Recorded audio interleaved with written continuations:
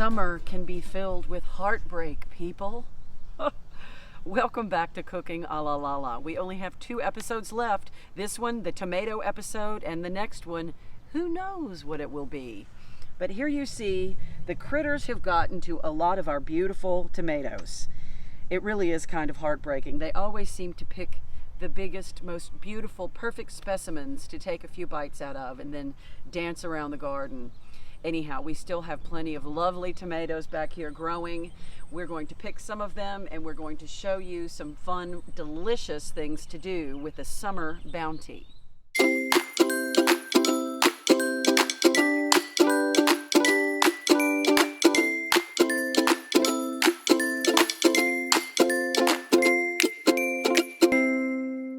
All right, I've gotten over the damage that the squirrels have done, and we're picking some beautiful sun gold tomatoes. Look at all of these beautiful tomatoes. The cherry tomatoes we let get pretty much ripe. The critters don't bother the cherry tomatoes like they do the big ones. The other thing we do to safeguard our crop is to pick the tomatoes right when they're starting to blush. I have one in here in my picking box, my picking Boda box. This is a tomato called a Black Von Tula. It's a German variety that gets to be the color kind of a black creme or Cherokee purple. But see here, it's just starting to blush. And that's when we pick it, because we don't want the critters to come after it when it's a beautiful, bright red color. We're going to flip it upside down, stem side down on the counter or windowsill or a table at home, and we let them ripen at home. And that way you'll get more of the crop you work so hard to grow. Okay, we're picking some peppers, banana peppers here. I picked a bunch of them yesterday. We have harvested a bunch of serrano peppers. We've got some habanero peppers back here, but I'm going to wait for them to change color. They're all green right now. Those are the hottest ones that we have in the garden.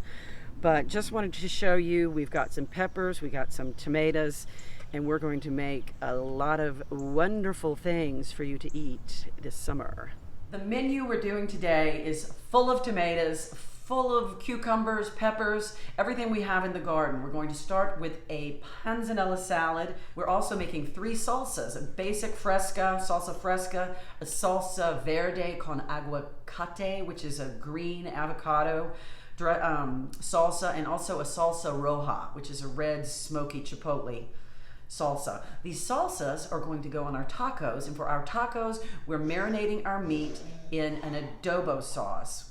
What's wrong with Roscoe?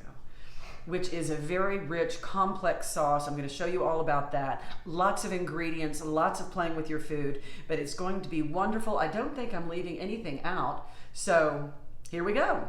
We're going to grill our bread that is going to be brushed with some of our melted schmalt. You can use olive oil. We're also going to have the dressing of this salad is going to be based on this tomato juice. We've salted these tomatoes so they're dripping. We're going to grill some of our beautiful golden zucchini to go in our Panzanella salad. Peppers, tomatoes, cucumbers. It's going to be delicious. Love that sizzle. We painted, brushed on some of the schmalt. You can use olive oil if you want. Oh, isn't that pretty? I need all of these things facing that way so you get some nice cross-hatching. Schmaltz on our bread. This is just a country bread, and we're going to give it some color and get it crispy, and so when we toss it with all these vegetables and this wonderful dressing, it won't wilt. You know what we say, color, color, color is flavor. This is going to be wonderful, and we're going to season this a little bit. I'm going to do this now. Whoa! Where did this come from? And a second ago, it wasn't there. Okay, getting back to work. It's just a very simple thing. It's like the chopped salads that we did earlier in my season. Our grilled bread, our grilled squash. I decided since this pan was out, and it was already had a coating of grease on it, that would be chicken fat, I'd go ahead and throw these shrimps on here. I know it's supposed to be shrimps. Yes, they shrimps. I just salted and peppered these a little bit. When I take them off, I'll toss them with a little lemon juice or lime juice. I think we have a lot of lime juice in this episode, so they'll probably get lime juice, but that'll taste good with the rest of the salad. And we'll just have these with our salad, you know, so we have a little bit of protein, people. We don't want to lose our strength. Beautiful. There it is. We've got our chopped vegetables. I have some beautiful purple romaine, and here is what is going to be very delicious and interesting, the base of our vinaigrette. To thicken it, we are going to add, and this just harkens back to the early episodes when we did chopped salad and we made all those dressings. Here is a little bit of Dijon. And if you really wanted to thicken it up and add some protein, you could put an egg yolk in there. Okay, so here is lovely extra virgin olive oil that my friend Kristen Hunter gave us after they visited us at the garden. This is a delicious olive oil. So this is about, let's call it a 1/4 cup of tomato juice or sweat, and a couple of tablespoons of sherry vinegar, about a tablespoon of Dijon mustard, and then here is, I don't know, maybe a 1/2 cup. Let's taste this. I haven't salted or peppered it, but it's good. After I salt it, it's going to be perfect.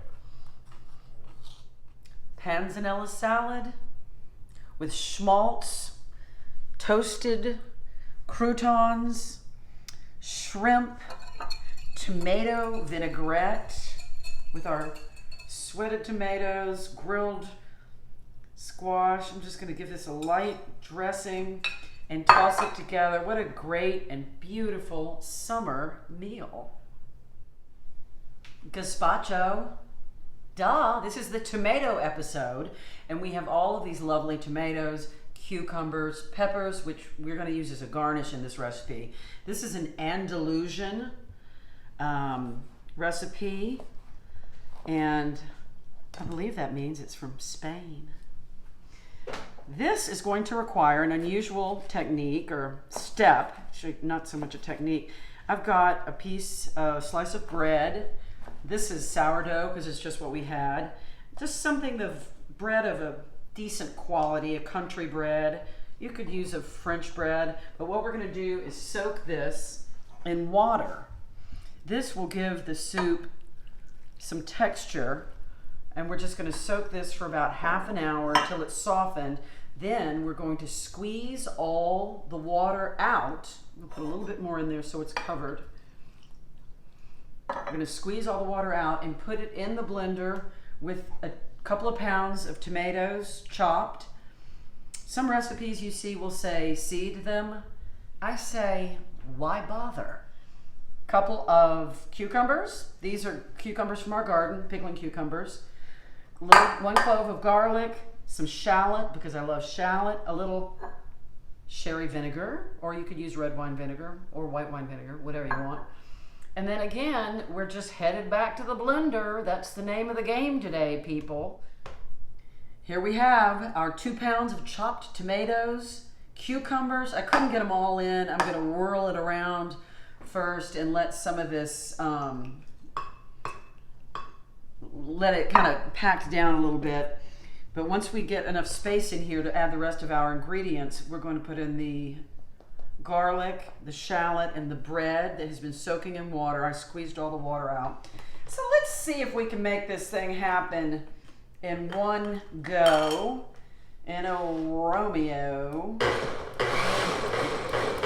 Okay. Yeah, this is way too much for this, but I'm just showing y'all how to do it. Do as I say, not as I do. Do it in 2 batches in your blender. All right, I don't want y'all to see what happens here, but I want you to see it on the other end when it's a beautiful, fresh, creamy, not creamy with cream, but smooth Andalusian gazpacho. The moment of truth, tasting the gazpacho.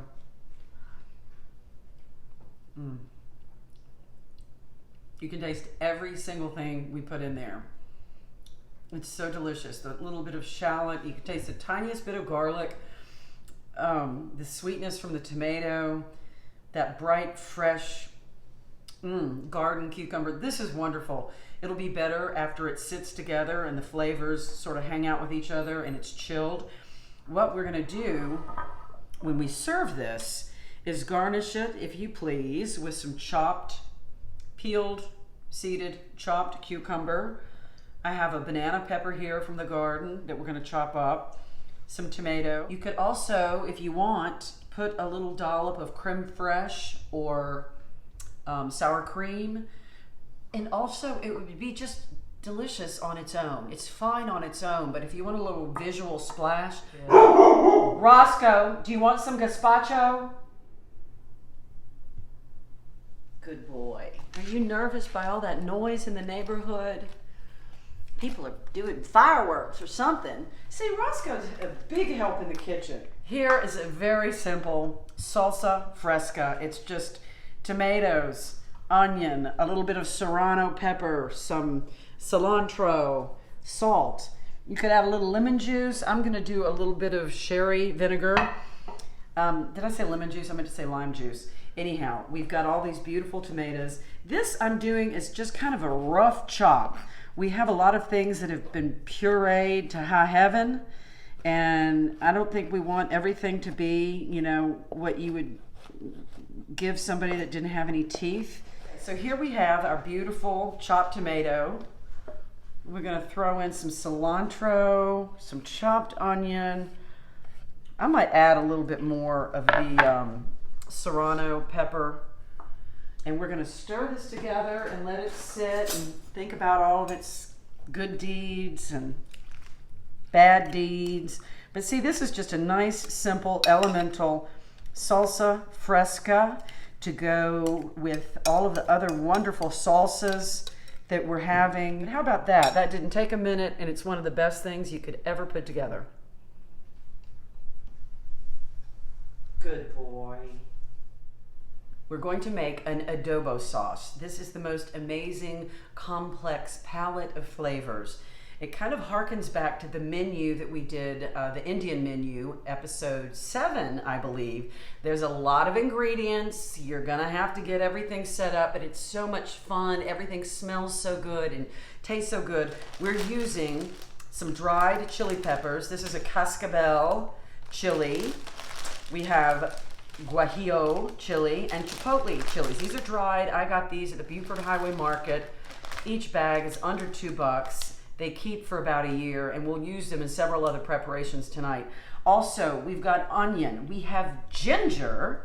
We've got some ground cumin, oregano, ground cloves, and cinnamon. Some of that warm spice to counter against some of this heat and smoky flavor. A little bit of vinegar, some bay leaf, and some fresh thyme. All of these flavors are going to create this sauce that we're going to marinate our meat in. You can do whatever you want. I'm gonna do some beef shanks because I had them in the freezer and I had to get them out of there to make room for the blueberries we're freezing and storing. And some pork belly we're gonna do just because I think that's a good idea, but you can use pork butt. We've done that before. Chuck roast, that's wonderful. Anyhow, it's a great sauce to season your meat with, to marinate your meat with. And once you get the ingredients together, it goes pretty quickly. Cheers. What? It's not a Boda? It's not in a jelly jar? I am having one of the UFO cocktails from last week's episode. If you haven't seen the blueberry episode, watch it. These are delicious. Don't tell Boda. Okay, so I showed you all the chilies that we're using, guajillo, chipotle, and cascabel. What we're doing is we are seeding these chilies and toasting them. And if you could smell the amazing aroma of these chilies, the cascabel chili kind of has a nutty flavor profile, and I'm kind of nutty, so that makes sense. The guajillo is a little bit fruity, tangy, and the chipotle is very, very smoky. So you see we've gotten all of these out. We're toasting them in our skillet. After those toast for about 4 or 5 minutes and their skin has softened a little bit, We're gonna put those in 6 cups of water, an onion chopped up, 10 cloves of garlic, a bunch of ginger, and all of the wonderful spices, the oregano, the cumin, cinnamon, clove, into a blender, and blend it to high heaven.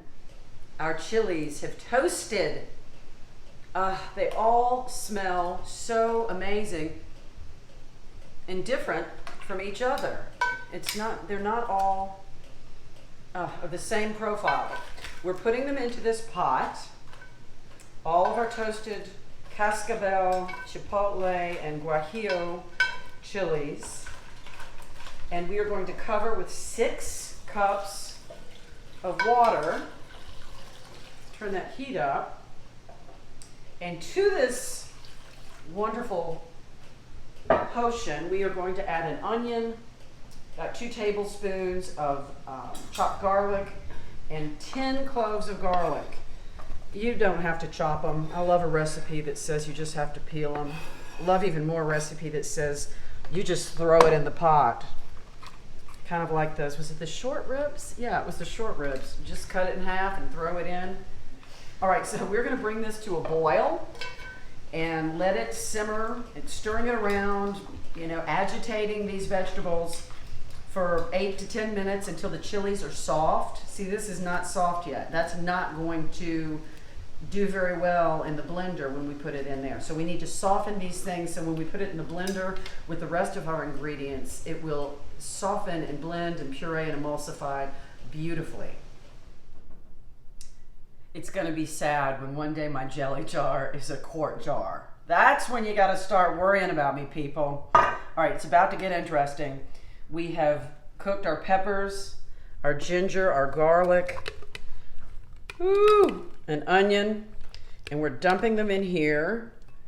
This is a hot mess, literally. Okay, so we have them in here. We're going to add our dried spices, pepper, salt, cumin, cinnamon, clove, what else? Dried oregano, bay leaf, and oh God, that smells so good.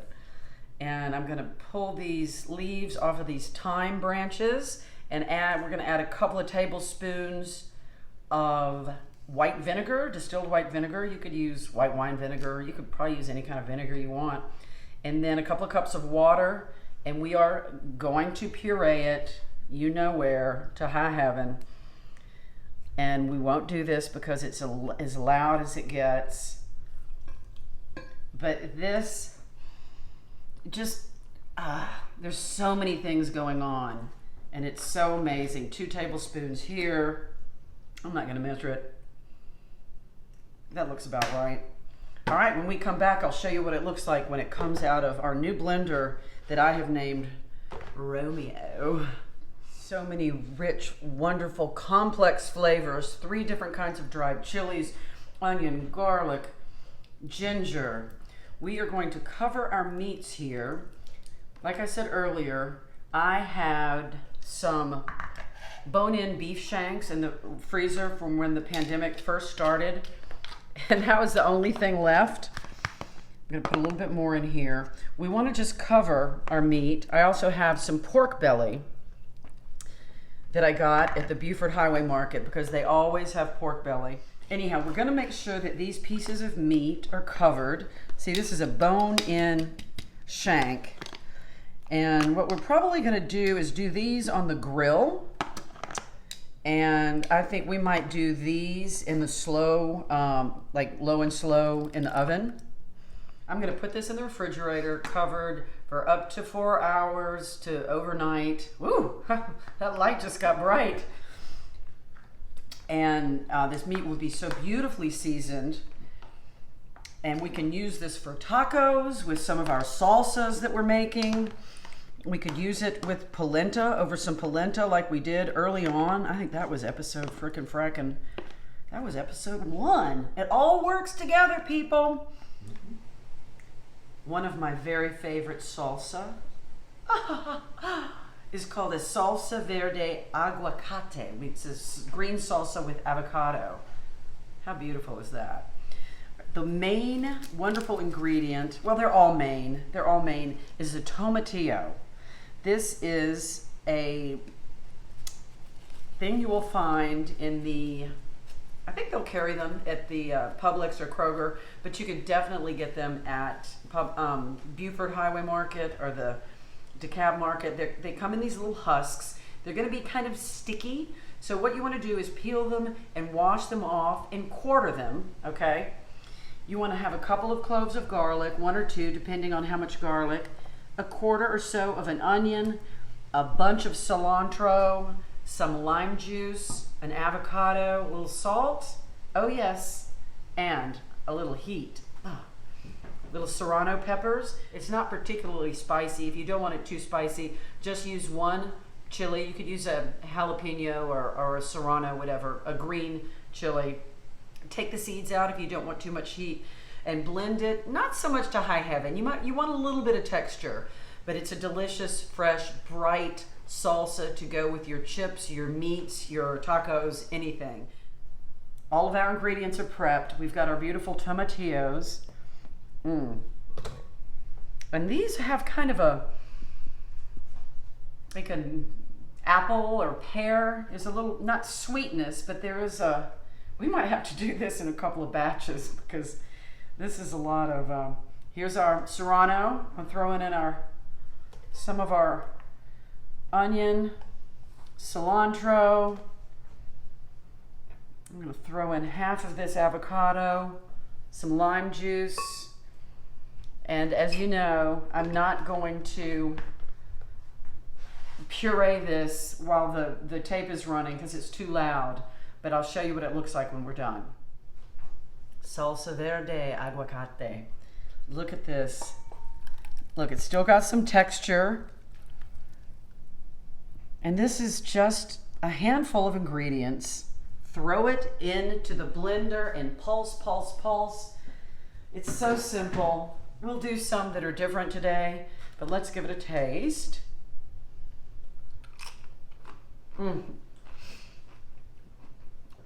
It's so wonderful. We don't need any more salt. You can taste the lime. It's got plenty of heat from the serrano pepper. You can taste the garlic. And the great thing about this salsa, you can put more or less of any ingredient. If you don't want any garlic, don't put it in there. If you want it to be more like a guacamole, put 2 avocados or an avocado and a half. But anyhow, this is a lovely salsa. We're gonna make a couple of more, but this, I think, is the champ. Our beef shanks and our pork belly that have been swimming in this stuff. I have decided, because I want to get this thing going, to do this in the pressure cooker. So we have this is a Fagor brand pressure cooker that we've been using this whole time. If you have a Instapot, you can use that. Put it on the brown or saute function. I put a little bit of vegetable oil in there. And what we're going to do is brown the shanks 1 by 1, because this is not big enough for 2 of them to brown at the same time, for about 5 minutes until they get some color. Flip it, another 5 minutes, take this one out, I'll add this. Then after they've both been browned, I'm gonna put them both in here and cover with a little chicken stock. You can use tomatoes, you could use wine. I'm just gonna use chicken stock because that's the way I roll. Anyhow, these are gonna cook for 30 minutes on high pressure, and then they will be delicious, shreddable beef that we can use for our tacos. Listen, it's starting to sizzle. My favorite sound. Are y'all possibly sick of kale yet? Well, we're gonna keep using it because we've got it. We're not gonna throw it out until it goes bad. All right, we're going to make a slaw. I know we did that a week or 2 ago. This is gonna be different, same idea. We're having this fatty meat, the beef shanks and the pork belly, so I wanna have something bright and crunchy and citrusy to go with that on our tacos.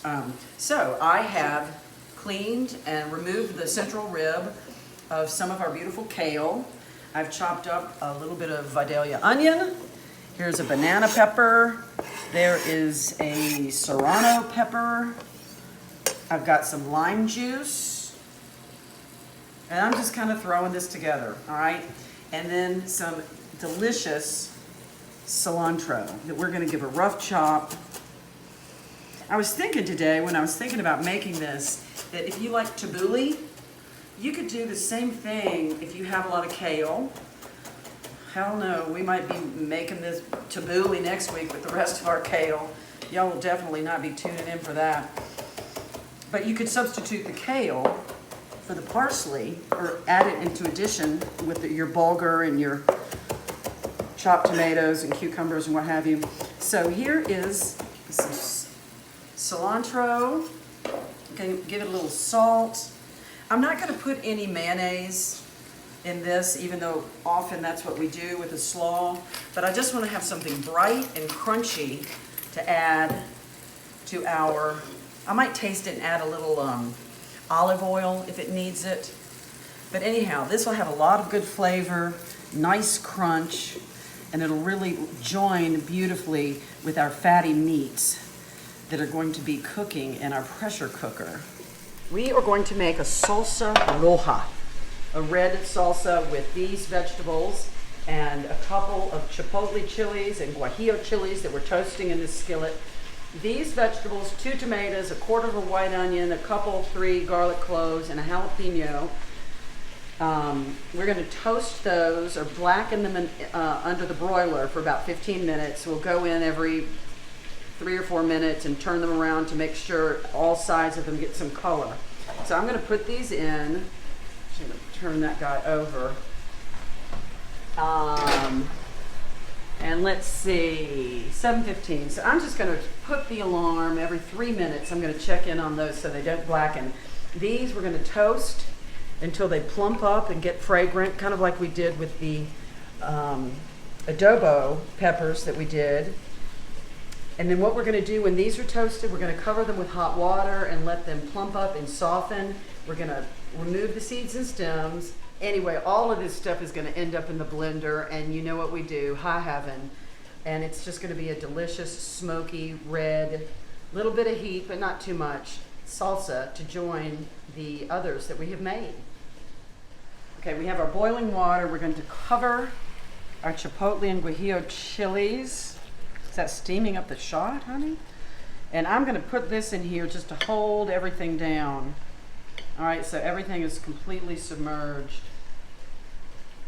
And while we're at it, I'm going to add some of this chicken stock to our beef shanks.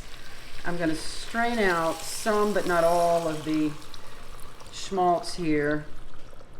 A little in. Oh, that's enough. Okay, I think that's enough. We're going to cover it, clamp it shut, and take it up to 30 minutes at high pressure. Okay, there we go. We're gonna let this cook and depressurize on its own. And hey, schmaltz, remember, this is where we started, people. Schmaltz, that's where it's at. The pressure cooker is working. We've got Romeo out here. I wanna get every possible appliance in the kitchen out tonight. See what happens. Okay, we have roasted our vegetables, and you see how the skin is coming off these tomatoes. I've already done this one. They're kind of hot to handle, like some folks we know. I've already put the charred onion and garlic cloves in there, with a little bit of jalapeno roasted. But I wanted y'all to see how the skin just falls away. And I'm going to pull this stem out. There's a little bit of white, that's okay. And these are our toasted peppers. They've been toasted and they've been soaked in boiling water for 10-15 minutes. And these are all going in here with a little salt and some cilantro. And we're gonna whirl it around like we do, and we'll taste it and adjust the seasoning. But this is a lovely smoky salsa. All right, pork belly, woo! Okay, I have to make a confession. The beef shank was not a winner. All right, you kiss a few frogs in this business, but look at this pork belly.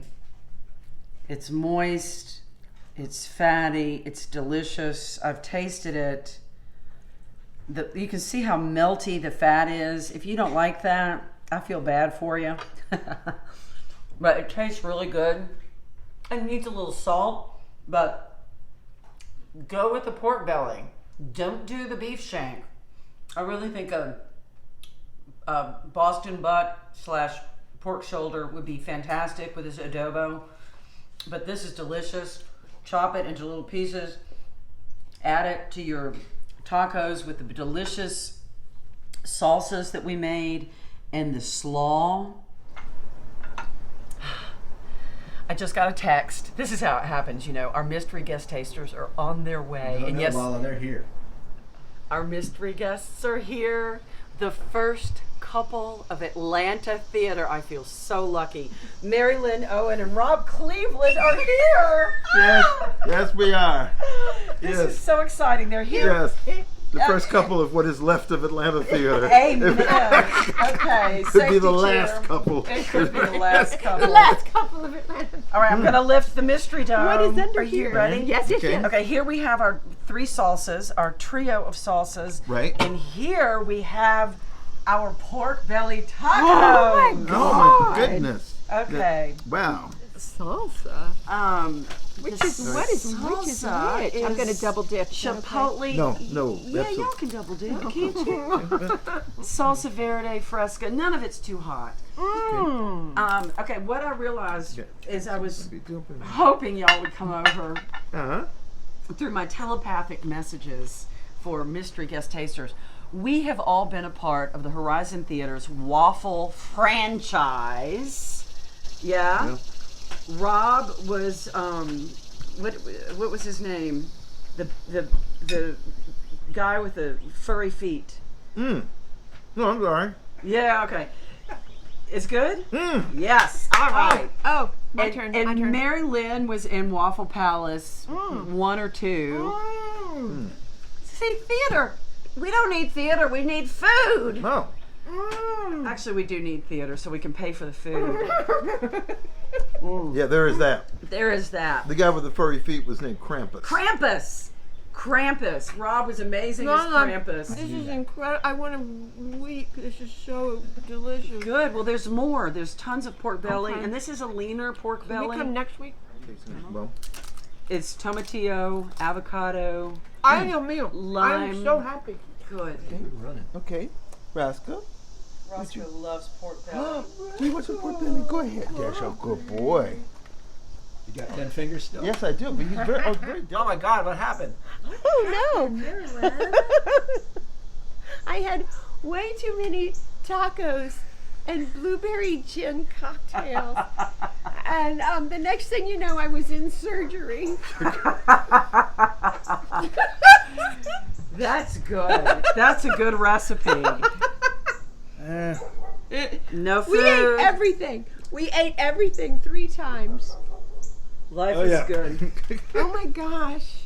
Cheers. I love you guys. Cheers. And I miss you. Yes. Oh. Boom, Cheers. boom. Cheers. Cheers. Thank you for tuning in to the penultimate episode of Cooking Ala LaLa, the tomato episode. I hope you enjoyed everything that we did. Next week, we are going to be canning tomatoes so that you will learn how to take a little bit of the summer into your winter pantry. And if you don't grow a ridiculous amount of tomatoes like we do, you can go to the State Farmers Market, and that's what we're going to do, and buy a bunch of wonderful tomatoes and can them at home so that you can enjoy remembering what the summer of 2020 was in the winter of 2021. We'll see what that looks like. Cheers. For more information and to download all the recipes that you've seen on this episode of Cooking Ala LaLa, please visit horizontheater.com.